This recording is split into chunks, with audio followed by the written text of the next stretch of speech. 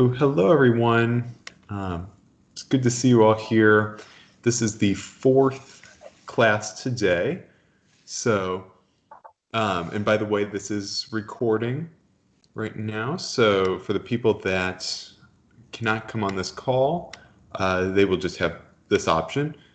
So I'm going to get started by sharing my screen, and we are going to look at this worksheet from last week. So does anybody have any questions, or would you like to maybe answer one of these questions? Would anybody in the class want to do that? If not, that is all right. I just want to see if anybody maybe wanted to share anything or get any opinions or ask any questions on last week. So if not, we will jump right into the Reformation. So does anybody here know what the Reformation is, or have you heard of the Reformation?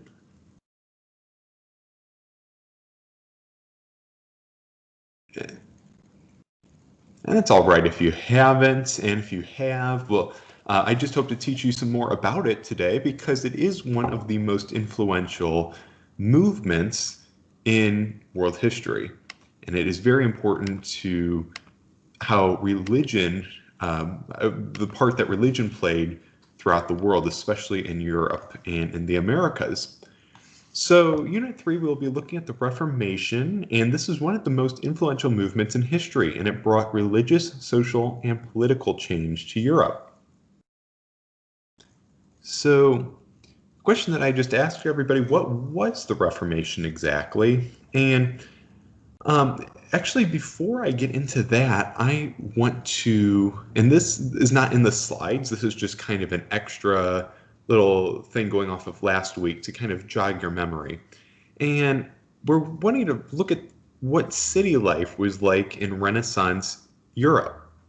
So if you remember last week, we looked at the Renaissance and the many social, cultural, artistic changes that came from the Renaissance, which is really cool, and it helped shape the arts and literature and the way people think in the world today.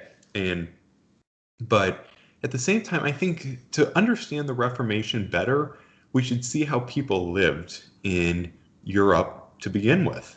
And this is a way to kind of set the stage for how people lived during this time period. So throughout the 1500s, a majority of Europeans, actually over 75%, lived in rural areas. And rural areas are like fields, farmland, countrysides.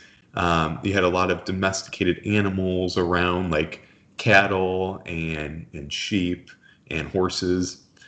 However, the capital and port cities of most European countries would experience remarkable growth during the Renaissance. And this led to the development of an urban way of life during the Renaissance era. So we're starting to see this shift from rural lifestyle to more urban lifestyle. And cities are arising, and this would really influence a lot, and it would kind of be a beginning in a way. It would be a beginning or give a view of what the Industrial Revolution would look like a few centuries later. So we will use London for an example of how people lived. London, England, obviously one of the most prosperous cities in the world for the last many centuries. And during the Renaissance era, so the 1500s or so, 1400s, 1500s, London had a population of about 200,000 people. And this was in 1600, actually. And so it had 200,000 people. It was one of the largest cities in Europe during this time. And many newcomers to London would struggle to find jobs and shelter. So some would actually turn to crime, while others would beg in order to make a living. And begging during this time was actually prohibited. It was illegal, so you could be jailed for begging, but still people were financially troubled, so they would find any means to make a living, get food, get shelter. And the typical, in Renaissance England, typical day, many times people would go to see performances at playhouses. This was, very common, and many people would take boats along the river as a means of transportation. So we see a lot of walking. We see a lot of we see taking boats for transportation. We see people going to the theater and the playhouses for fun. They would go there to watch plays, and or they would see somebody perform. And this was kind of starting to become a common way of life for people to do in their free time. So the typical earning of Londoners would depend on one's occupation, obviously. So a merchant, one that sells and trades, would make about £100 a year. So £100 a year, that's not very much, but during this time it could actually buy quite a bit. But then you compare that to a skilled worker, and a skilled worker such as a bladesmith would only be making about £13 a year, which could not buy you very much. And you start wondering how these people can, survive. But then an unskilled worker would make about £5 a year. And then lastly, servants would expect to make £1 to £2 a year. And pounds are closely related to dollars. There isn't much of a difference between a pound, the value of a pound and a dollar. It's by maybe, I think it's by maybe like 30 to 60 cents American pennies. So, some of these professions, you're wondering how they made a living, and it was very difficult for them. So, does anybody have any questions on kind of the way Europeans lived during this time period? And if not, we will now take a look at the Reformation, which is also famously known as the Protestant Reformation. And that is the main thing for this class, the main topic for this class. And by the 10th century, the Roman Catholic Church, which I talked about last class, this was kind of it would dominate religious life in northern Western Europe by the 10th century. So by the 900s, Common Era, the Catholic Church was so powerful in Europe, and but however, over many centuries, this church started to become criticized for its practices. And we talked a little bit about this last class. When the Renaissance hit, you had just had the Black Plague and the Hundred-Year War, which caused a lot of turmoil and anger in Europe. And people who belonged to the Catholic Church would pray and pray and pray, but people were still dying because of the Black Plague, and there was still a lot of political and social turmoil because of the Hundred-Year War between England and France. So people's prayers weren't being answered, and they started criticizing the church, saying, what's this? Like, why we're asking for help and we're not getting it from God or from the priests or the heads of the Catholic Church. So people felt as if the church leaders were too interested in worldly pursuits, such as gaining wealth and political power. So the Catholic Church was not only religiously powerful in Europe during this time, it was also politically powerful during this time. Popes, who are the heads of the Catholic Church, had a ton of power, and they could influence what rulers did.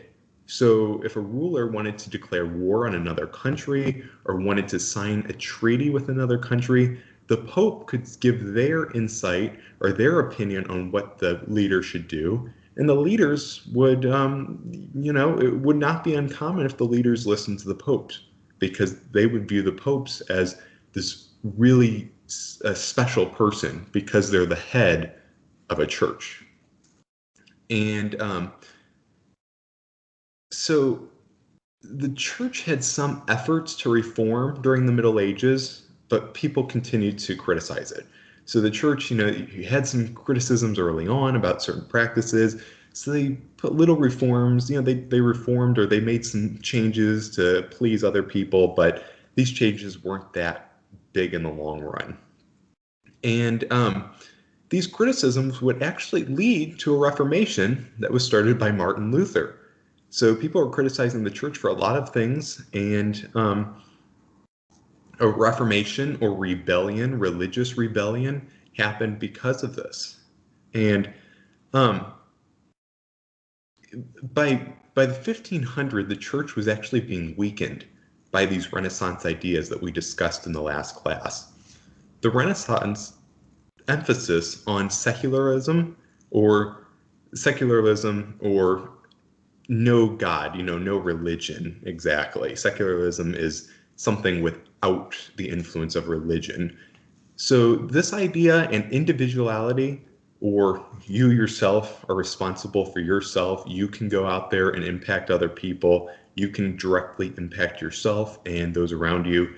These two, so secularism and individuality, would challenge, these two ideas brought upon by the Renaissance would challenge church authority. And furthermore, the printing press would help to spread these secular ideas. So some rulers also began to challenge the church's political power. For example, in Germany, which was divided into many competing states, it would be difficult for the Pope, or the leader of the Catholic Church, or the Emperor of Germany to make the rules. So putting this in another way, you think about it, the Pope, the leader of the Catholic Church, has a lot of power, but also the leader of Germany has a lot of power. So when the Pope is saying you should do one thing, then the leader of Germany is saying, no, we want to do this thing. Conflicts arise, arguments arise, and people would start saying, these emperors would say, like, I'm the ruler of this country. Why should this Pope be able to come in and tell me how to run my country? And finally, northern merchants would also resist paying church taxes to Rome.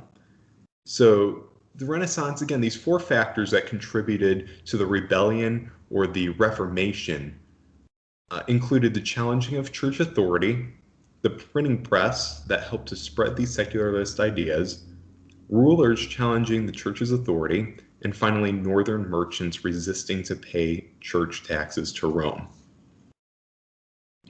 Critics of the Catholic Church claimed that its leaders were corrupt.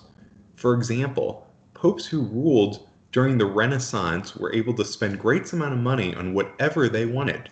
If a pope who has all this political power and all this money, if he says, hey, I want to go out and buy a bunch of gold, he could do that because he had the power to. But he was criticized for that because they were saying, people would say, you should really be dealing with religious things and how to talk to other people, not dealing with your own personal gain. So the Pope was able to spend great amount of money on whatever they wanted. They could go off and fight wars or tell other rulers to fight wars. And they could also pursue worldly affairs instead of engaging in spiritual jobs. So priests and monks were often so poorly educated that they couldn't even read or teach people. And this was really sad because a priest, or kind of the not the head of the Catholic Church, a priest is one that preaches the Bible to other people. And yet these priests, they couldn't read. Many of them were borderline illiterate. And so they couldn't teach people. So what was the point, really? And so these were some of the main criticisms of the church. Does anybody have any questions thus far? And if not, we will move on to now Martin Luther and Lutheranism. And if anybody has any questions, please just feel free to speak up. I cannot see the main Skype screen. I can only see my slides right now. So I won't be able to see if you put like a hand icon up or anything like that. So just please speak up if you have any questions. Martin Luther, he was a German monk similar to a priest or a pastor, one that speaks to, gives the crowd insight into the Bible. He would become one of the most influential characters during the Reformation. And Martin Luther is a very interesting, very intelligent man. He never really wanted to rebel against any church. He wanted to keep the peace, but he really saw some issues with the Catholic Church, and he wanted to he wanted the church to change these things because it would just help other people in the long run. So in 1517, he decided to take a public stand against the actions of a friar named Johann Tetzel. And Johann Tetzel he was raising money in Europe to rebuild St. Peter's Cathedral in Rome. And he did this by selling indulgences. So indulgences, according to the Catholic Church, they were very relevant back in the Middle Ages. So they were basically pardons handed out by the church, and they were supposed to be a temporary pardon for your sin. So according to Christianity, there are certain sins. They're called the 10 Commandments, and there are some other ones too in the Bible. And if you break these 10 Commandments, or if you break any of these other kind of rules within the Bible, that is called sin. And there are various degrees of sin, venal sin, for instance. And basically, you don't, according to Catholics and Christians, you don't want to sin too much, or else this could really hurt your relationship with God and hurt your chances of going to heaven. And this is their ideology. So this is what they believe. So basically, this guy's selling indulgences. He's saying, if you give me money for my cathedral, I will go ahead and pardon your sin.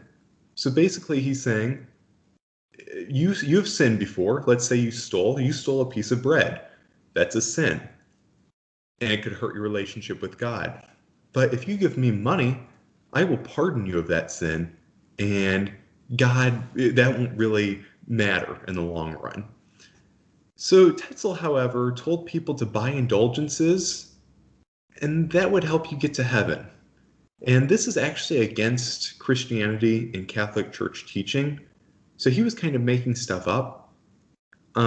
So Martin Luther was very troubled by this. So he decided to write something that became famously known as the 95 Thesis, which challenged these indulgences, these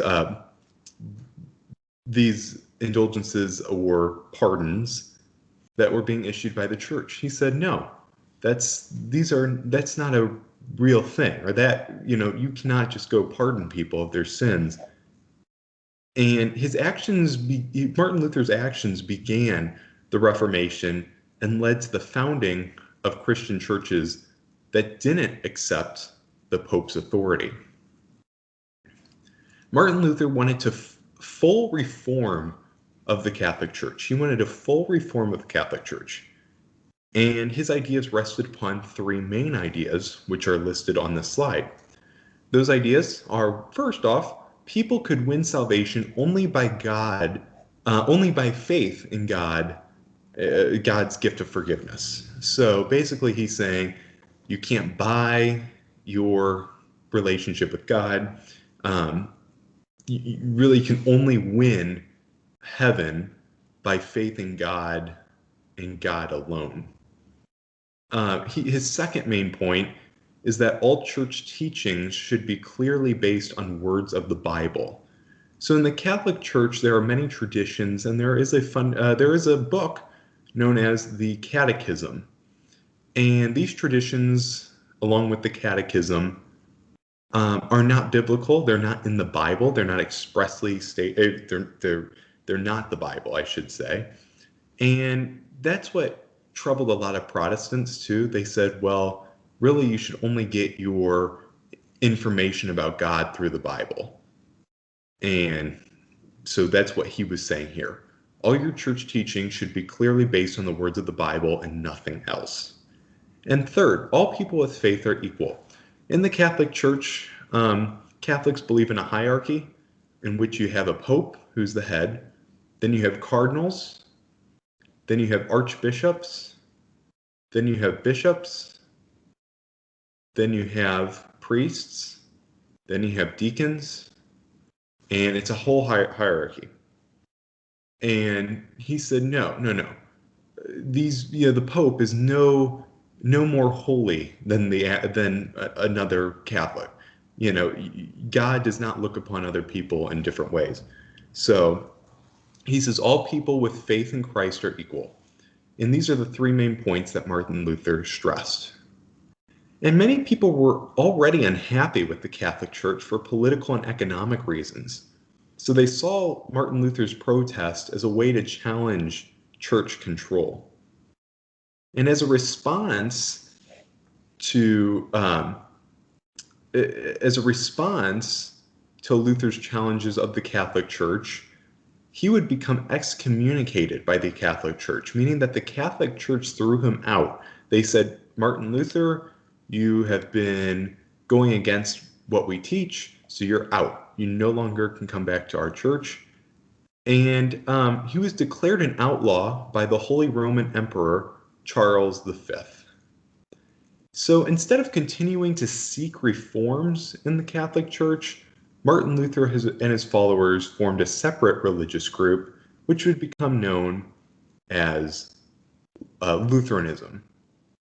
And it is very relevant in the United States today, actually. Lutheranism and Catholicism, they're actually very similar style, but there are some key differences. And by the way, this is Martin Luther to the left. Again, a very intelligent man. I would encourage you to look him up or watch a video on him and just his life and how much influence he had in the world. And then this is the seal of Lutheranism. So this is just their logo. And a cross is in the middle. Probably, as all of you know, Christianity is marked by a cross in which Jesus Christ died on. Does anybody have any questions about that slide?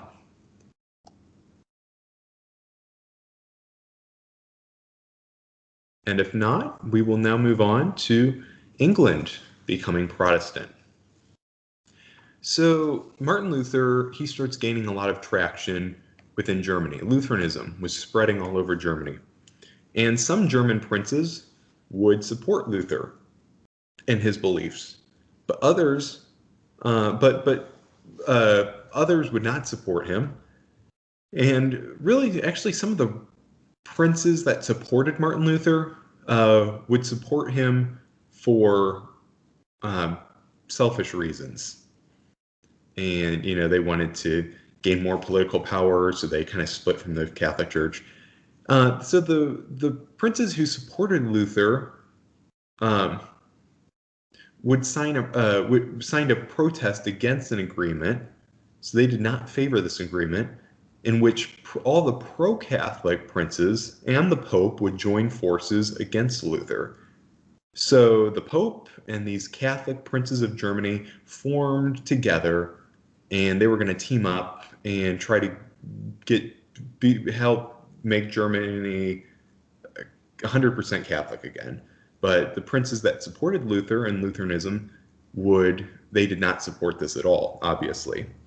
So these princes who supported, the princes who protested against this agreement would become known as the Protestants, or Christians who belonged to non-Catholic churches.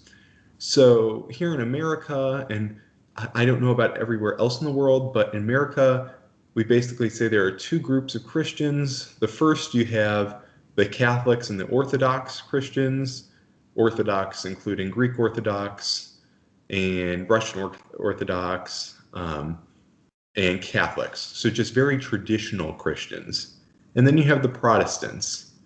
who split from the Orthodox or the old ways of thinking. So Charles V would actually end up going to war with these Protestant princes. And although he defeated them, he failed to force them back into the Catholic Church.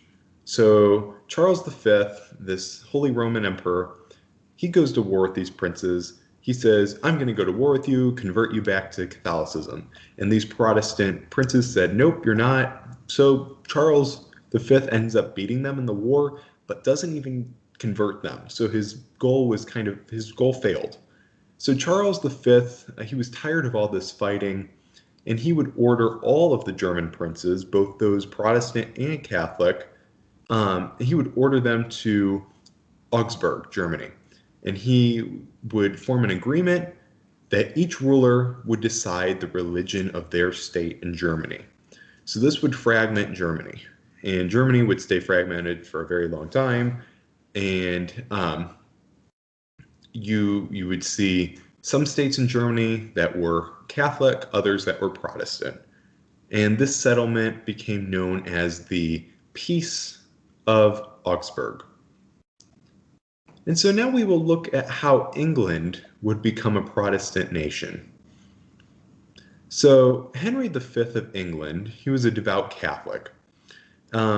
He became king in 1509, and even though he was Catholic, political needs and personal needs of Henry VIII would soon test his religious loyalty to the Catholic Church. Henry VIII, he needed a male heir, or a male son, as he feared that civil war would start if he died without a son as his heir. Henry was convinced that his 42-year-old wife, Catherine, could not have any more children because of her age, so he asked for a divorce. He didn't have a son. He wanted a son badly, so he asked for a divorce. But in the Catholic Church, and still today, divorce is really not liked at all. They say you really should not divorce somebody because if you get married in the first place, you're forming kind of a pact with your husband or wife and then with God. So you really shouldn't break that. And that's their teaching. The only issue with him trying to get divorced was that divorces weren't really allowed in the Catholic Church. However, the Pope could annul or dismiss his marriage if there was proof that it had not been a legal marriage in the first place. So Henry, of course, asked the Pope to annul his marriage, but the Pope denied him for political reasons. He wanted to, I think, keep his reputation up because another ruler in the area. So in response to this, Henry called Parliament or government into session and asked them to pass a set of laws that would end the Pope's power in England. And this Parliament would become known as the Reformation Parliament. So in 1534, Henry's break with the Pope was completed when Parliament voted to approve the Act of Supremacy, which called on people to take an oath recognizing the divorce and accepting Henry, not the Pope, as the official head of England's church. So England flipped totally. They were Catholic. They had the Pope as the political power. But this flipped because of Henry's political and personal issues, and Henry VIII would become the ruler, the head of England indefinitely without the Pope's influence. And Henry actually ended up, obviously, he would die, and his children began taking the throne. So Mary the First would be the second ruler of the throne, and she was Catholic. She was a devout Catholic. Mary the First, by the way, would become known as Bloody Mary. She would return the English church to Catholicism. But when Mary died in 1558, Elizabeth I would form the Church of England, or the Anglican Church, which would restore Protestantism to England. Under the leadership of Queen Elizabeth I, she was a very influential leader. And we talked about her briefly last class when we were talking about the Renaissance. She promoted education and also the arts, such as literature and art in general, in England. So she was very influential. And she would be the one basically to end up forming the Church of England, which is still, I believe, it is the most popular denomination in England today, it's also called the Anglican Church. So under the leadership of Queen Elizabeth, the Anglican Church, although Protestant, would remain similar to the Catholic Church, though.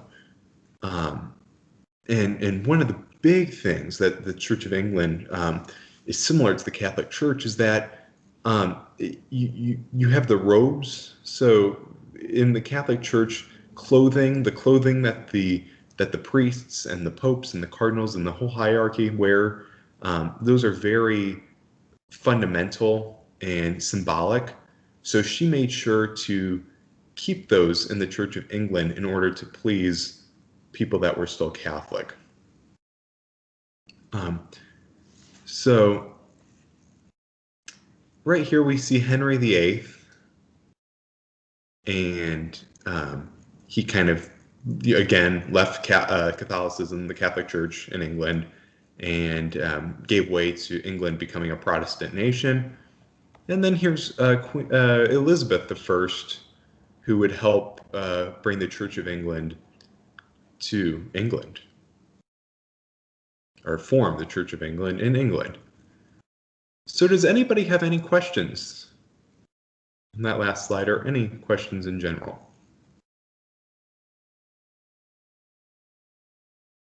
And if not, we will move on to Protestantism, just broad, general. So in Switzerland, another major branch of Protestantism emerged, which was primarily based on the teachings of John Calvin. And I am sorry, this is actually mixed up a little bit. Okay, here's the right side. So this is really a cool graphic. This I think I skipped over, but it will still be in. I just talked about this, but kind of got mixed up on the slide. So you could just review this information. I just talked about it, so it is there in the slides if you need it. Here is a really cool graphic of Christianity, the major branches of Christianity. So here you have early Christianity, and then you had a few schisms. So this Council of Chalcedon in 451 would bring Oriental Orthodox, Assyrian Church of the East, but then the Great Schism of the thousands, would bring the Catholic Church to power. So you had the Roman Catholic Church and the Eastern Catholic Church, but then you would also have the Eastern Orthodox Catholic Church, Roman Catholic Church, and Eastern. This exists still today. This is very popular today. There are 1.3 billion Catholics in the world. Eastern Orthodox is still popular today as well. This includes Russian and Greek Orthodox. And the Protestant Reformation, which we're talking about now, would break from the Catholic Church and form Anabaptists, Mennonite, Lutherans, Baptists, Unitarians, Restoration, Pentecostal, Methodist, Anglican, and Calvinists, and many more. And these two are the most popular in America. In America, Baptists are very, very popular. Lutherans are very, very popular. Catholics are popular. So Baptist in America, by the way, there are multiple forms of Baptists here in America. It's probably, I would say, top 3 most popular denomination in America. Denomination, by the way, your denomination of Christianity. It's basically what branch of Christianity do you belong to? Are you a Lutheran? That's a denomination. Are you Baptist? That's a denomination. Are you Catholic? That's a denomination. Are you Eastern? Are you Greek Orthodox? That's a denomination. Are you Anglican? That's a denomination. So we'll now move on to what I was just getting into, Protestantism and the Catholic Church reforms.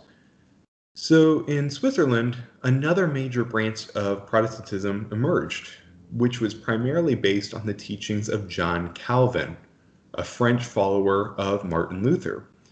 And John Calvin, so he would promote his unique ideas about the relationship people had with God. Kind of like it's not the religion that you're part of, but it's the relationship you have with a higher power. That's what he stressed. And that's what many Protestants stress, actually. They say you shouldn't have to be Catholic to get into heaven. You should just have a good relationship with God. So that's actually a big difference that's still relevant today between Protestants and Catholics. And John Calvin, he would grow up having as much influence in the spread of Protestantism as Martin Luther did. He would give order to faith Luther had begun. So John Calvin, he was like 7 years old when Martin Luther wrote the 95 Thesis. But he really looked up to Martin Luther, had a lot of influence, gained a lot of influence from Martin Luther. So in Calvin's 1536 book, Institutes of the Christian Religion, he wrote that men and women are sinful by nature and that God chooses very few people to send to heaven. And this would become known as predestination, that when you're born and based on your acts, God's going to basically say you're going to heaven or you're not going to heaven. So this religion, based on Calvin's teachings, would become known as Calvinism. And Calvinism is still very relevant today. And Calvin believed in a theocracy. A theocracy is a government that is controlled by religious leaders. So in 1541, Protestants in Geneva, Switzerland, asked Calvin to lead their city. Calvin and his followers led the city of Geneva according to very strict religious rules. But under these rules, Geneva would become known as a model city of highly moral citizens. And a man by the name of John Knox came to admire John Calvin. And so he put his ideas to work. So in Scotland, each community church would be governed by a group of men called elders or presbyters. So followers of Knox would become known as Presbyterians.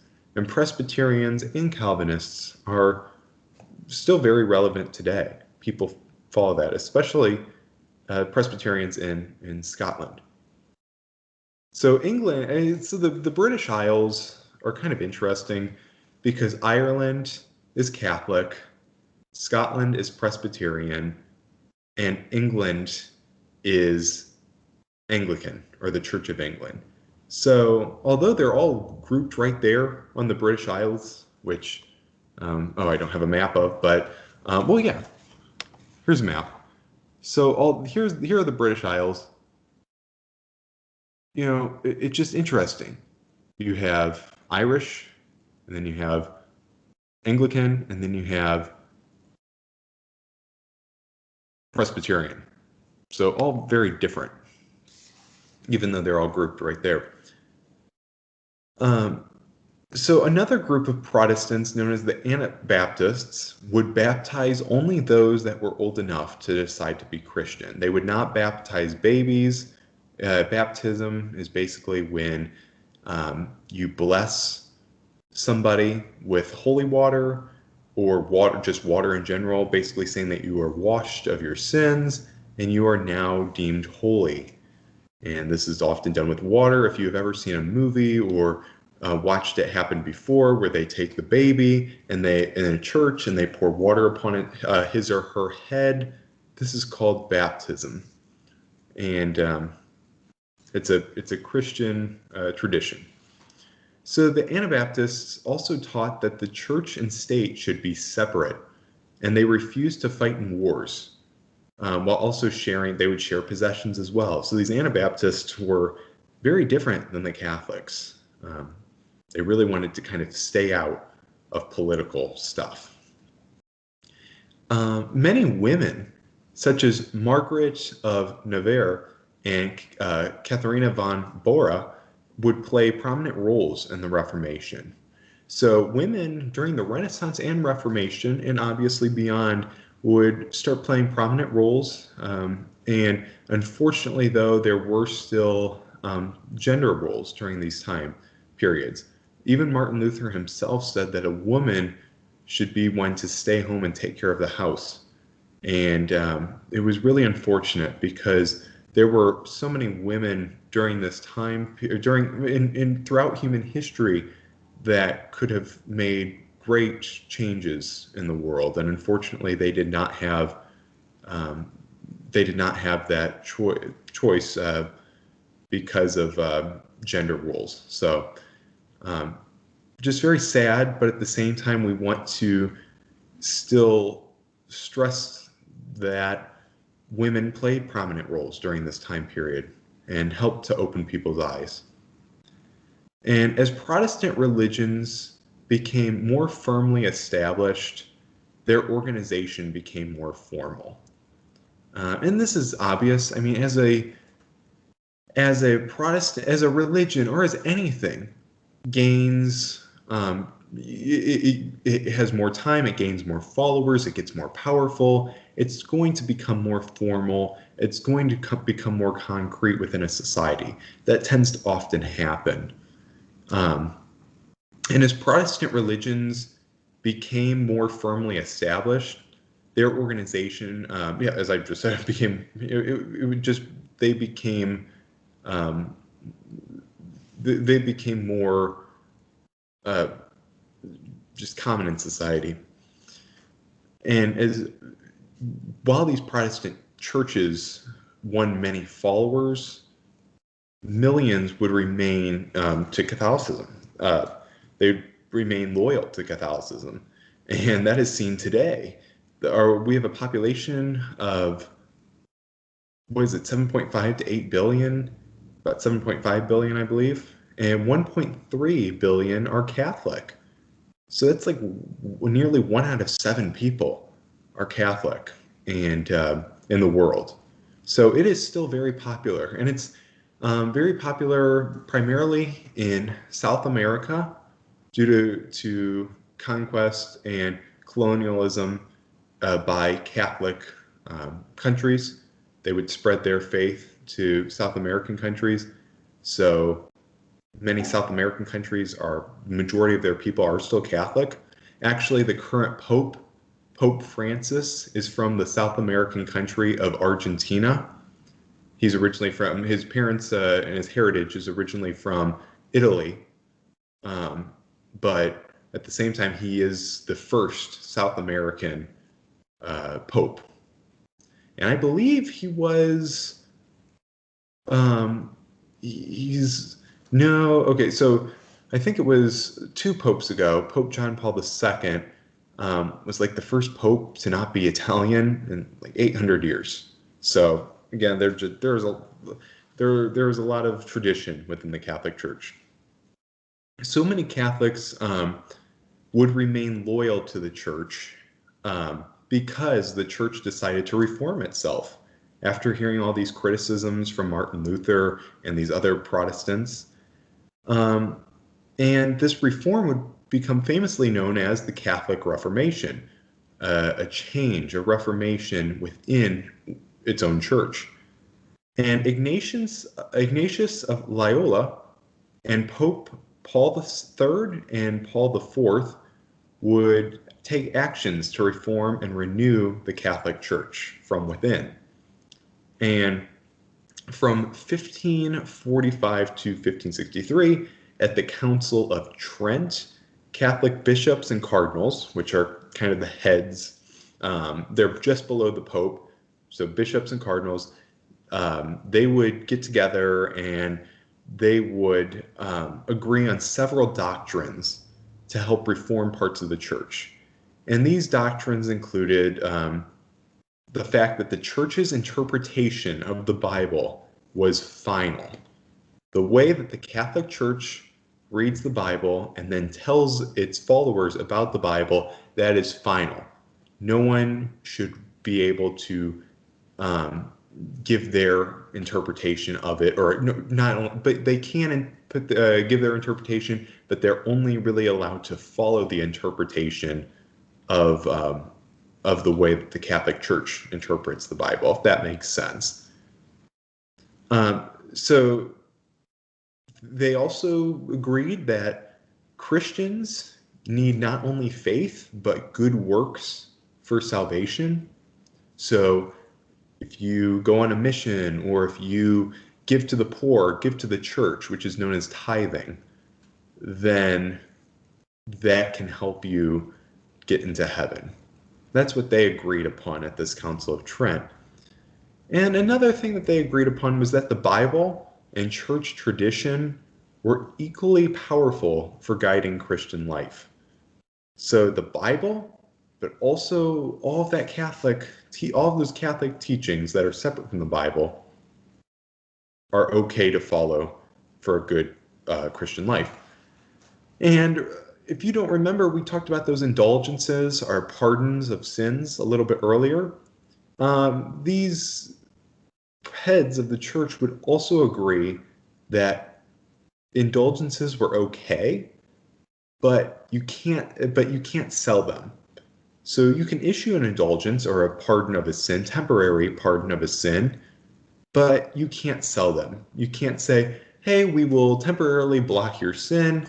Just give me $100 to help build my cathedral. So the Reformation, through its religious, social, and political effects, would end Christian unity of Europe and leave it culturally divided still to this day. So here is Ignatius of Loyola, who is he helped to give rise to some of the Reformation efforts within the church, and he actually would come to form the Jesuit part of the Catholic Church, which stressed education. And as you can see, this is a Catholic painting, so there's a halo around his head, marking that he is a holy, or I believe he is a saint. And here's the cross, obviously. And then here's what the Council of Trent looked like. These are the cardinals. They wear red. These are the bishops. And this is them. This is just a painting of them reforming parts of the church. So lastly today, I should say, we will look at some of the effects of the Reformation. So religious, social, and political effects came from the Reformation. And religious and social effects included the flourishing of Protestant churches and denominations, the unification within the Catholic Church as a result of the Council of Trent, and the founding of parish schools and new colleges and universities that were both Protestant and Catholic. And there are a lot of private schools in America and in Europe. And these private schools are pretty much, they're either Catholic or Protestant. There are other religions, but in America, many of them are Protestant and Catholic.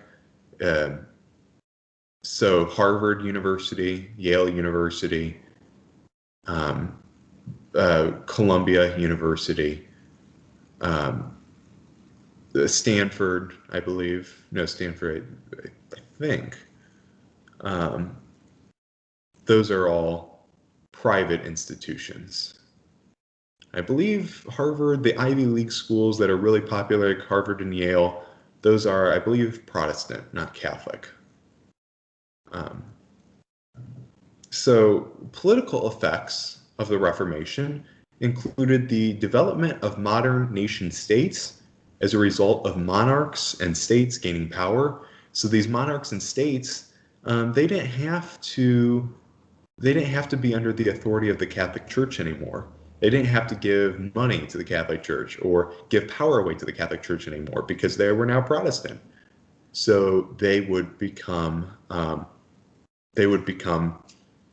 um, um, very powerful. So,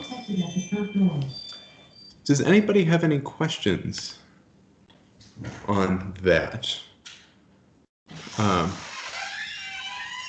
Sorry, I'm getting some interruptions.